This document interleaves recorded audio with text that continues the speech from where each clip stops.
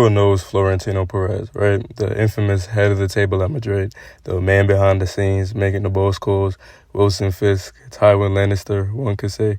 But the story of how he became Madrid's president in the first place is even more crazy, because it directly ties into arguably the filthiest betrayal in the history of the sport. Now, me personally, as an Arsenal fan, the nastiest one is going to remain Van Persie for the rest of my days, especially with everything the club did for him. But Luis Figo's is objectively worse in so many ways if I remove personal biases. Now, when I first heard about it, I thought it was just a simple cartoonishly evil, I'm going to join our biggest enemies, while cackling and rubbing his hands together like Birdman. But it's so much worse than that, because Figo was low-key a victim in the situation too, in a way. Let's take it back to the turn of the century, the year 2000. A lot of things are different. United is at its peak, just won a treble the year before and won the league again that year. Lazio has won the Serie A. Ronaldo was somewhere in the Portuguese project still going through puberty. Messi had just got diagnosed with growth hormone deficiency because he was still 4'2" at 11 years old. Some things were still the same though. Barcelona was still broke as fuck. This was right before their golden era, so when Figo came knocking looking to run their pockets, it wasn't much in their pockets to run. Real Madrid was also still the football superpower. They just won 2 of the last 3 Champions Leagues and were on top of the world. Barcelona and Madrid were both electing new presidents that summer, and both elections were going to play a big role in the Luis Figo situation. Why? I'll get to that in a second. Before we talk about Barca and Madrid, it's important to remember that Figo already had a history of shady shit. His agent, Jose Vega, had already gotten his superstar in trouble before. Back in 95, Figo was at Sporting and searching for a new team. Sporting secretly sold him to Juventus without him agreeing to it, and Figo said, I don't want to do that shit. So he went and signed with Parma, which obviously just isn't allowed. You can't be on 2 teams at once. There was a lot of confusion, and in the end, Italy just said, fuck it, none of y'all getting him, just go away. They suspended him from Italy for 2 years, and he ended up moving to Barca as a result, which worked out well. He turned into a superstar, won a couple league titles, won the UEFA Super Cup, numerous other trophies. He was Barcelona's captain and the most loved player at the club at the time. He was halfway through a Ballon d'Or year by the time the summer of 2000 rolled around. You can imagine the situation Figo was in. Everyone loves you at this club, but they're kind of poor and might not be able to pay you. This other cool, awesome club that just won 2 Champions Leagues comes knocking and they're throwing money at you like a stripper. Loyalty and potential success, or guaranteed money and guaranteed success? Perez made the decision easy for him and just started lying. Here's pretty much the rundown of what happened. Perez taps Paulo Futre on the shoulder and says, "You're from Portugal, right? Bet, I got a mission for you." Futre says, "Sir, yes, sir, whatever you desire." Perez says, "Go to your countryman and tell him I want you." Futre says, "At once, sir." He hits up Figo's agent Vega and says, "Hey, my boy over there thinks you cute."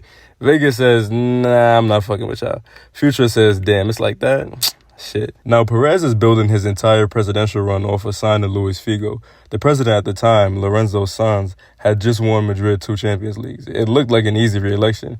Perez had to make outlandish promises to have any sort of chance, so the Figo thing had to get done. It had to.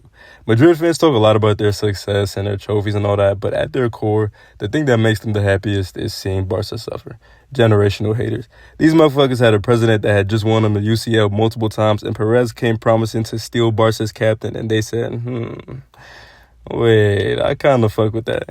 To be fair, it will be fucking hilarious for any rival. If you suggested that we take Harry Kane from Tottenham last year, I would have been all over that shit.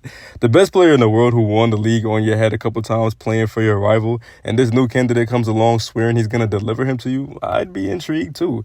Unfortunately, at first, Figo and his agent did not reciprocate the interest. Allegedly, Futre literally pretended to be on the phone with Vega after he hung up on him instantly, and Perez fell for it and believed that Figo was interested.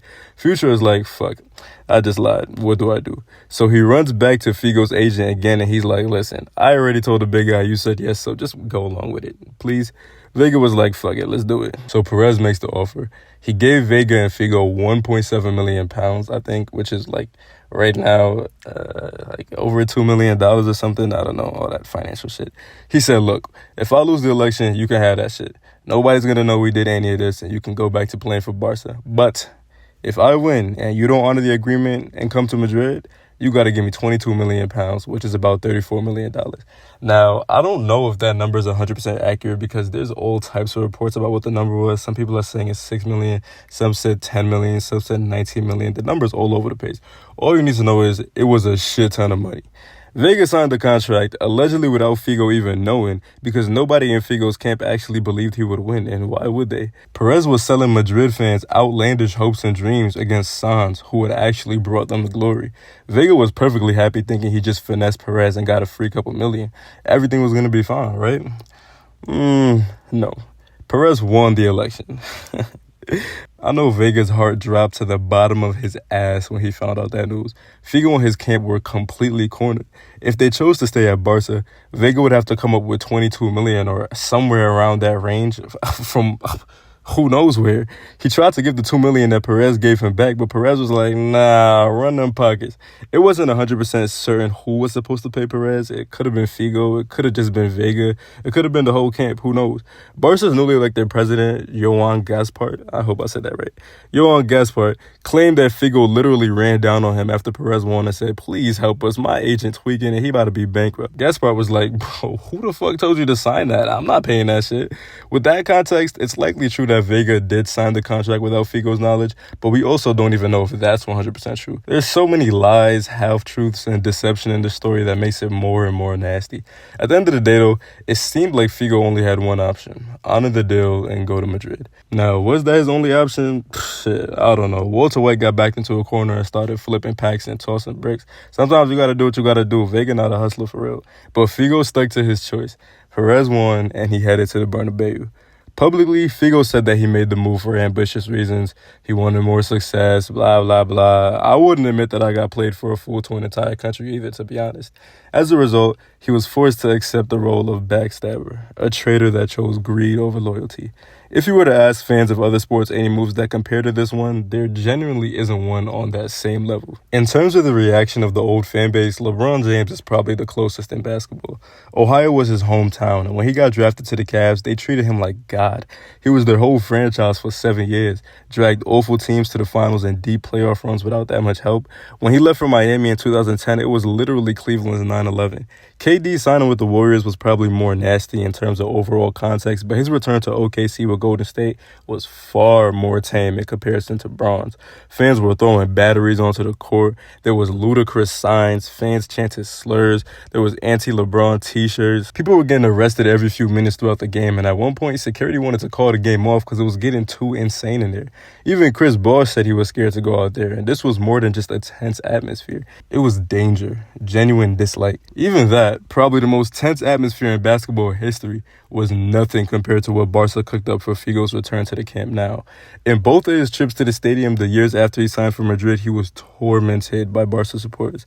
They shouted for him to die, firing all kinds of objects on the pitch from coins to bricks. His second return was even worse with the infamous pig's head that was tossed on the pitch. It's like they saw what they did before and they were like, yeah, that wasn't enough. We got to do him worse. Turn it up a few notches. They threw bricks and stones at the team bus, and during the game, he'd go to take a corner and you'd think it started raining. The game had to be paused numerous times just because of the sheer number of items being thrown on the pitch. It made it impossible to play. It was a deep, deep wound that Barca fans never, ever forgave. In the long run, it probably worked out better for them. Who knows if they go and get Eto'o or Ronaldinho a few years after if Figo never leaves. They probably still signed Messi. They went and got him just 5 months after Figo left. Who knows, though? The smallest shifts can cause the biggest changes. At the end of the day, both clubs went on to be very successful in the next 2 decades, and Perez proved himself to be one of the greatest presidents ever, even though the initial Galacticos experiment didn't work out the best. As for Figo, he got his Ballon d'Or and his Champions League with Madrid. He went down as an all-time great. You could say his legacy was cemented by going to Madrid, but on the other hand, the first thing he'll always be remembered for is being a traitor. In many eyes, that wouldn't exactly be a win. We'll probably never know how Figo truly feels about it, but deep down, I'm sure everything that transpired has definitely left a very bitter taste in his mouth. Thanks for watching, y'all.